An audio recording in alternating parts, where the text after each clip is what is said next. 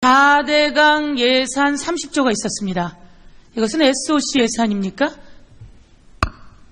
네, SOC 예산이 있고 일부 환경 예산과 농업 예산도 있습니다. 일부 환경 예산이 있었는데 환경 좋아졌다는 얘기 없죠, 별로? 네, 없습니다. 농업 잘 됐다는 이야기 없죠? 네. 30조를 SOC 예산이라고 해서 4대강에 부어서 강은 망가지고 지금도 이명박 정부의 가장 잘못된 정책이라고 한다면 SOC 예산이라고 하면서 SOC 늘려서 일자리 만든다고 했는데 사람들은 일자리를 많이 가져가지 않고 일부가 특혜, 착복 등의 이야기가 많았습니다. 그런 거 맞죠? 네, 맞습니다. 예. 그래서 문재인 정부는 이 정부는 들었으면서 제가 보기에는 사람이 소득을 늘리자. 사람이 소득을 늘리면 좀 더 살기 좋아질 것이고 그러면 그 경제가 돌게 될 것이고 그래서 우리 사람들에게 투자하자. 이런 정책이 이번 예산 정책의 한 기조라고 봐도 되겠습니까? 네, 맞습니다. 그 일자리 같은 경우에도 사실은 이미 교육이나 복지가 고용 유발 요소가 높기 때문에 이미 그거는 논란의 여지는 없는 것 같고요. 그리고 이제 SOC를 할지라도 그러니까 건설이라 할지라도 어떤 건설이냐, 뭐 주택이냐 아니면 뭐냐 이거에 따라 맞습니다. 예. SOC 예산이든 사람에 투자하는 예산이든 어떤 마음으로 어떻게 분배해서 국민이 낸 세금을 제대로 다시 국민에게 돌려드리고 내가 낸 세금이 다시 나에게 돌아오는데 이런 세금 정책은 정말 괜찮구나 라고 생각할 겁니다. 요즘 이렇게 이야기합니다. 아이 더 낳고 싶어요. 사실 모든 어른들이 아이를 낳고 싶을 겁니다. 그런데 걱정이 있습니다. 정세현 교수님, 아까 아이를 낳지 못하는 여러 가지 이야기가 있었습니다. 그런데 우리 이번 예산에서 아동 예산이 책정되었습니다. 아동 예산, 대한민국이 세계 최초로 만드는 예산인가요? 그렇지 않습니다. 제가 알기로는 OECD 국가들, 많은 국가들에서 이미 주고 있는 사업으로 알고 있습니다. OECD 국가 중에서 세 나라만 빼고 한국을 넣었어요. 세 나라만 빼고 27개국이 아동수당을 주고 있습니다. 친구가 독일에서 아이를 둘을 낳았는데요. 자기는 낮이 되면 아이를 기다린다는 겁니다. 왜 그러냐고 했더니 아동수당이 나와서 아이가 초등학교 가거나 어린이집 갈 동안만큼은 엄마가 케어하는 게 필요해. 어느 엄마가 아이를 집에서 키우고 싶지 않겠습니까? 어느 엄마가 아이를 돌보고 싶지 않겠습니까? 조동근 교수님. 네. 엄마들은 알바를 하거나 파트타임을 뛰기 때문에 최저임금을 안 줘도 된다고 보십니까? 그런 말씀을 드린 요지는 아니고요. 기본적으로 최저임금이 기저에 깔리는 어떤 가정이 최저임금 대상이 극빈층이기 때문에 그쪽의 처지를 개선시키는 방법으로서 최저임금 인상을 얘기한 건데 사실은 요새같이 고용 형태가 다양화되다 보면은 알바 그다음에 이제 파트타임 그런 분들이 반드시 저소득층이라는 건 아니라는 거죠 보면. 그러니까 네, 그 부분이 네. 특별히 전체 정책을 만드는데 가장 큰 대중적인 틀은 아니지 않습니까? 그래서 그런데 그렇게 얘기를 하시니까 마치 그렇게 들리는 것 같아 걱정이 되는 겁니다. 정창수 교수님께 다시 한 가지 질문하겠습니다. 사실 최저임금이 올라가면서 걱정은 많습니다. 최저임금을 만들어내야 되는 것이 최저임금이 대한민국이 세계의 거의 최고의 수준을 달리고 있습니까?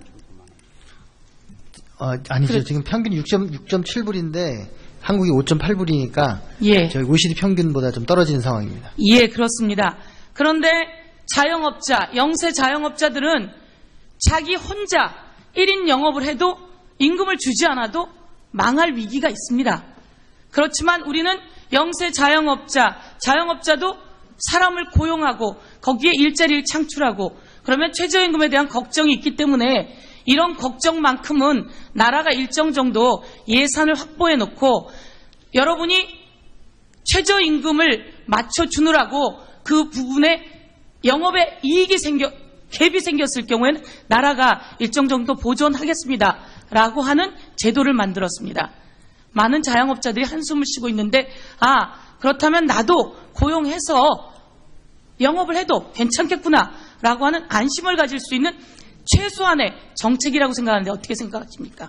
네, 사실은 이 최저임금 관련한 부분을 메꿔주는 예산 사업 같은 경우에는 근로소득 장려세제라고 해서 유사한 사업이 이미 있습니다. 그래서 미국에서 시작된 사업이고, 그래서 이 부분은 보수적인 학자들도 일하는 사람에게 대해서 최저임금을 보장해주는 이런 부분에 대해서는 동의를 하고 있는 상황입니다. 예, 다른 나라의 보수적인 학자들도 다 동의하고 정책으로 실현되고 있습니다. 공무원 예산과 관련해서 우리 정세현 교수님께 여쭤볼게요. 공무원이 늘어납니다. 저희 지역에 파출소가 있습니다. 파출소가 사람이 없어서 그나마 센터장 한 명 있던 사람 내보내겠다는 겁니다. 그래서 제가 부탁해서 파출소에 한 명 두었습니다. 경찰 공무원 아주 부족합니다. 공무원이 최고의 직위를 누리거나 아주 좋은 임금을 받는 공무원이 아닙니다. 경찰 공무원을 누리고 얼마 전에 집배원이 나 더 이상 힘들어서 못하겠어요. 국민은 사회적 복지를 받아야 될 권리가 있습니다. 그리고 일하는 사람들도 일을 나눠야 될 권리가 있습니다. 집배원이 일을 못하겠다는 겁니다. 그리고 목숨을 끊었습니다. 우리가 지금 뽑으려고 하는 공무원은 경찰, 집배원, 소방관, 최저임금에 시달리면서도 사회복지를 위해 쓰는 사회복지사들입니다. 이들을 뽑아서 일자리를 주겠다는 것이 미래 세대를 차업한다라고 본다면 우리는 정책을 펼칠 수가 없는 거 아니겠습니까? 이들도 우리의 미래 세대인데 이들에게 일자리를 만들어주는 것은 정부의 최소한의 제도 아니겠습니까? 정세훈 교수님 답변 주십시오. 예, 100% 동감합니다. 그 일자리 창출이 주 목적은 아니지만 동시에 국민들이 원하는 공공 서비스를 충분하게 제공하면서 동시에 일자리를 창출할 수 있다는 여러 가지 다양한 목적을 달성할 수 있는 그런 정책이라고 생각합니다. 네, 우리 송 의원님 수고하셨습니다. 이어서 우리 자유한국당의 우리 김종석 의원님. 네, 김종석 의원입니다. 오늘 이 자리에 아주 경제학계의 대표성을 가지신 고명하신 교수님들이 또 나와 계십니다. 저도 경제학에 관심이 오래 있어서 느끼지만 그 경제학이라는 학문도 어떻게 보면 의학과 비슷해서 못 고치는 병도 있지만 그래도 아프면 병원 가는 게 맞습니다. 무당한테 가는 거는 정도가 아니죠.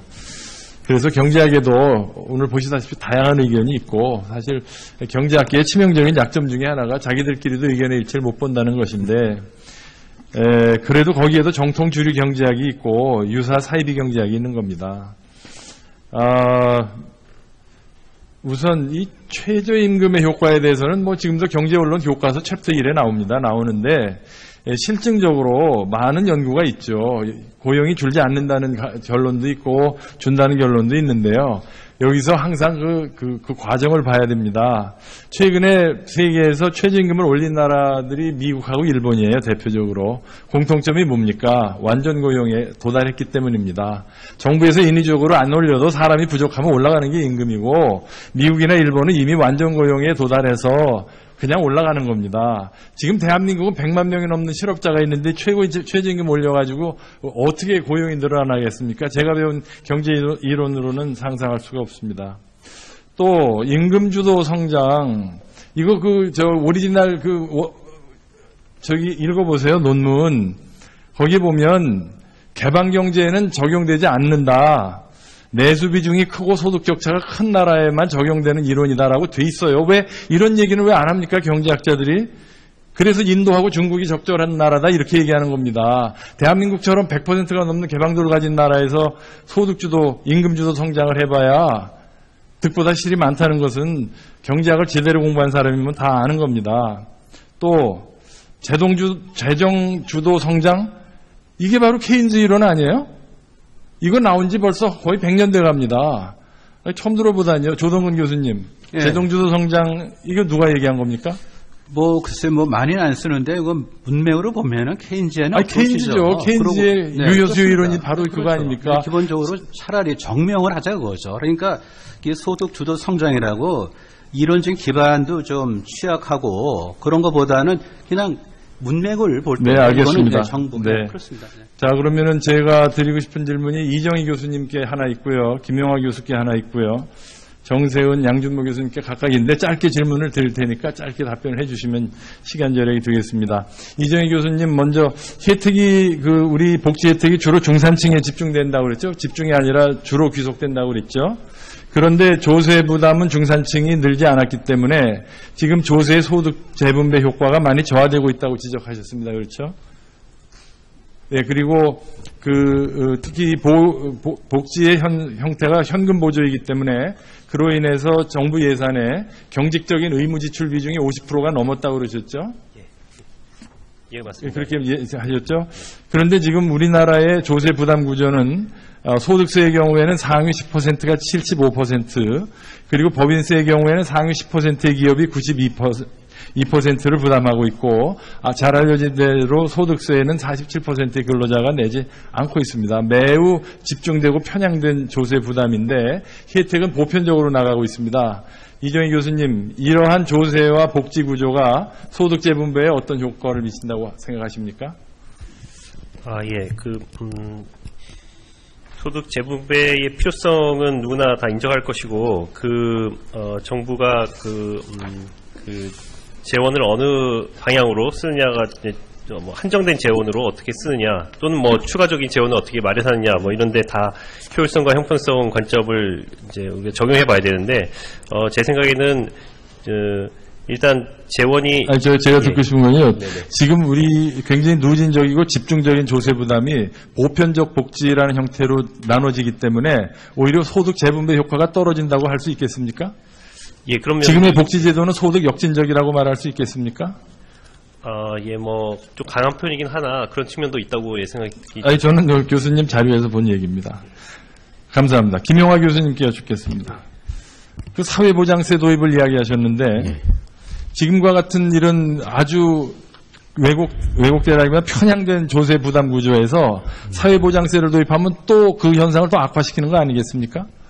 그래서 특정한 이제 별도의 서택스 개념으로 해서 소득세라든지 법인세라든지 부가가치세에 얹혀서 현재의 조세 구조에 영향을 안 미치는 범위 내에서 정세하는 그런 방안으로 제시하는 것입니다. 그러면 지금 이미 집중되어 있는 거에다 서택스하면 더 집중된다는 얘기 아니에요? 그런데 현실적으로 지금 이제 소득세만 하더라도 저소득층이 지금 거의 소득세를 내고 있지 않는 상황인데 그 부분이 결국 이제 현재 우리나라의 상황을 이야기하고 있어서 지금. 알겠습니다. 네. 정세현 교수님께 여쭙겠습니다. 아까 소득 재분배를 강화하는 증세를 말씀하셨는데 제가 지금 누차 강조했듯이 지금처럼 이렇게 왜곡되고 집중되고 편향된 조세 부담 구조화에서 어떻게 소득 재분배를 더 할 수 있다는 얘기입니까? 제가 제 발제문에 보여드렸는데요. 실효세율이 중요하다고 생각합니다. 그래서 실효세율 자체가 낮고. 실효세율이 아니라 지금 소득 징수 결과가 그런데요. 예, 그러니까 실효세율이 낮은데도 불구하고 왜 집중도가 높은가. 그거는 1차 소득 분배 자체가 상당히 불균형. 네, 그런데 지금 말씀드린 대로 보편적 복지 때문에 그나마 그 재분배 효과가 완화되고 있다는 사실도 제가 강조드리고 싶습니다. 하나 제가 꼭 뵌 김에 여쭙고 싶은 게 소득주도 성장은 지금 대한민국에서 지금 정부가 추진하고 있는 소득주도 성장은 저소득층 중심으로 주로 소비를 높여주자는 거 아닙니까? 그래서 내수를 살리자는 것이죠. 근데 지금 현재 저소득층 중심으로 배분되는 소득의 대부분이 보면은 최저임금 인상이나 통신비 인하나 이런 세금 보전이나 이런 거죠. 그러니까 즉 소상공인의 부담으로 통신회사들의 투자 재원으로 그리고 국민 부담으로 소득을 올려주는데 이렇게 늘어난 소득이 주로 어디에 쓰인다고 생각하세요? 이 내수에 대응하는 내수 기업들에게 쓸 것 같습니다. 네, 주로 옷이나 식품이나 이런 데로 갈 겁니다. 네, 옷이나 식품 소비를 늘려서 대한민국 성장 잠재력이 그래서 소득주도 성장에 더해서 혁신 성장을 따로 같이 가는 것이죠. 소득주도 성장을 단지 딱 소득만 올려주는 것이라고 이해하시면 그것은 좁게 보는 것이고요. 전체적으로 총수요가 부족하기 때문에 총공급이 안 따라오는 이런 현실에서 일단 그렇게라도 마중물을 넣자라는 그런 생각이죠. 또 괜찮겠구나라고 하는 안심을 가질 수 있는 최소한의 정책이라고 생각하는데 어떻게 생각하십니까? 네, 사실은 이 최저임금 관련한 부분을 메꿔주는 예산 사업 같은 경우에는 근로소득 장려세제라고 해서 유사한 사업이 이미 있습니다. 그래서 미국에서 시작된 사업이고, 그래서 이 부분은 보수적인 학자들도 일하는 사람에게 대해서 최저임금을 보장해주는 이런 부분에 대해서는 동의를 하고 있는 상황입니다. 예, 다른 나라의 보수적인 학자들도 다 동의하고 정책으로 실현되고 있습니다. 공무원 예산과 관련해서 우리 정세현 교수님께 여쭤볼게요. 공무원이 늘어납니다. 저희 지역에 파출소가 있습니다. 파출소가 사람이 없어서 그나마 센터장 한 명 있던 사람 내보내겠다는 겁니다. 그래서 제가 부탁해서 파출소에 한 명 두었습니다. 경찰 공무원 아주 부족합니다. 공무원이 최고의 직위를 누리거나 아주 좋은 임금을 받는 공무원이 아닙니다. 경찰 공무원을 누리고 얼마 전에 집배원이 나 더 이상 힘들어서 못하겠어요. 국민은 사회적 복지를 받아야 될 세 나라만 빼고 한국을 넣었어요. 세 나라만 빼고 27개국이 아동수당을 주고 있습니다.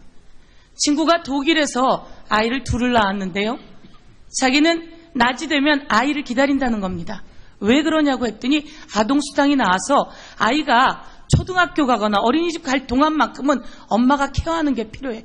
어느 엄마가 아이를 집에서 키우고 싶지 않겠습니까? 어느 엄마가 아이를 돌보고 싶지 않겠습니까? 조동근 교수님. 네. 엄마들은 알바를 하거나 파트타임을 뛰기 때문에 최저임금을 안 줘도 된다고 보십니까?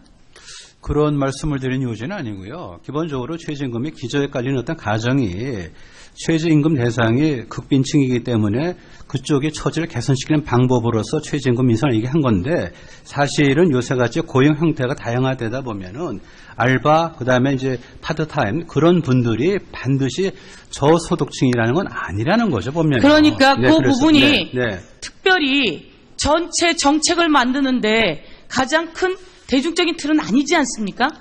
그래서 그런데 그렇게 얘기를 하시니까 마치 그렇게 들리는 것 같아. 일자리 같은 경우에도 사실은 이미 교육이나 복지가 고용 유발 요소가 높기 때문에 이미 그거는 논란의 여지는 없는 것 같고요.